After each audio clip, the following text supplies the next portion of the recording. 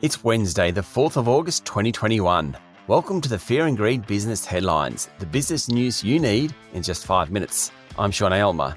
In today's headlines, the Reserve Bank ups its economic growth forecasts, confident that the market will rebound once lockdowns end.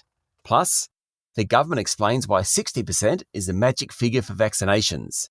Crown Resorts face an uncertain future as the Victorian Royal Commission wraps up, and why payphones, yes, they still exist, are going to become free. Our lead story today, the Reserve Bank remains confident that the national economy will rebound, notwithstanding the lockdowns in Greater Sydney and southeast Queensland, and expectations of negative economic growth this quarter. The bank said it would go ahead with plans to start scaling back its huge monetary policy stimulus, albeit slightly, saying it expected a strong economic recovery once restrictions down the East Coast were lifted. Governor Philip Lowe said that the economy had considerable momentum up until the current virus outbreak, and he expected strong growth next year. Government spending and the rollout of the vaccination program will help the recovery. Based on a significant share of the population being vaccinated by the end of this year, the Reserve Bank has forecast growth of 4% next year and 2.5% in 2023. There may be a pickup in the unemployment rate given the lockdowns, but the trend remains positive. The Reserve Bank is, if nothing else, steady. A month ago, many market economists were calling for a lift in the official cash rate well before the bank's preferred date of 2024. Then a week ago, there were calls for the bank to potentially boost its intervention in the bond market, or at least not scale it back, on the back of the COVID-induced slowdowns. But each time, the RBA has stuck to its strategy. On that basis, you'd have to think that interest rates won't rise for another 2 to 3 years. In overseas news, the share price of online gaming group Tencent fell by 11% yesterday after a Chinese news agency wrote of the spiritual opium, an electronic drug, of gaming.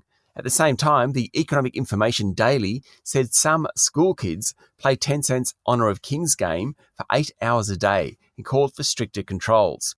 On the back of recent decisions to rein in e-commerce, ride-sharing and online education companies, investors are worried that the gaming groups are next in Beijing's sights. New York City will require proof of vaccination for a number of indoor activities, including concerts, restaurants and gyms. It's the first city in the US to do so, and the city's mayor hopes it will encourage jabs. And one of the most troubled borders in the world is the one between India and Pakistan. Yesterday, military commanders from both sides said that had constructive talks and negotiations would continue. The most contentious area is the Western Himalayan region, which is incredibly beautiful and dangerous. It would be great to see the two nations come together after decades of conflict.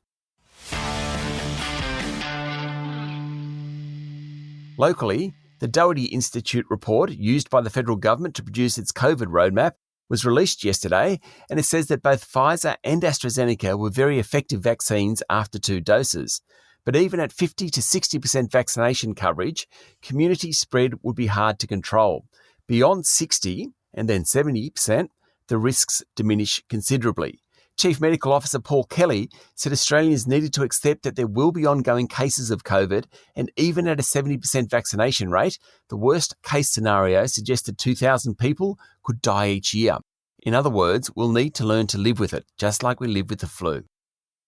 The head of Victoria's Royal Commission into Crown Resorts has dismissed concerns that if he suspends or cancels the gaming giant's licence, then it will be a major hit to the Victorian economy. Commissioner Ray Finkelstein said it was likely that if the James Packer-backed group was unsuitable to operate the casino, then another company would buy the group and take over its operations. The comments came on the closing day of submissions to the inquiry. Crown said it wanted to retain its licence with a monitor overseeing its reform process, or effectively be suspended for 2 years but not let the licence go to tender. Commissioner Finkelstein is expected to report in October this year. Away from the Commission, Crown Chair Helen Coonan has brought forward her exit date to the end of this month. Federal Parliament was back yesterday and question time looked different. Social distancing, masks, no public in the gallery. Unfortunately, I don't think the behaviour had changed very much. In fact, question time was basically a blame game around COVID and vaccination rates. I know it's politics, but what a shame both sides couldn't be a bit more constructive with their time. Qantas will stand down 2,500 staff across its Mainline and Jetstar brands for 2 months as a result of the East Coast lockdowns. The stand downs will take effect in a fortnight. All eyes are now on Virgin to see what it does. Apparently, people still use payphones. In fact, 11 million calls were made from payphones last year, with a fair amount of them to services including Triple O and Lifeline. Telstra yesterday said it will make its 15,000 payphones still operating across the country free to use. Good on them. That's the Fear and Greed business headlines for today.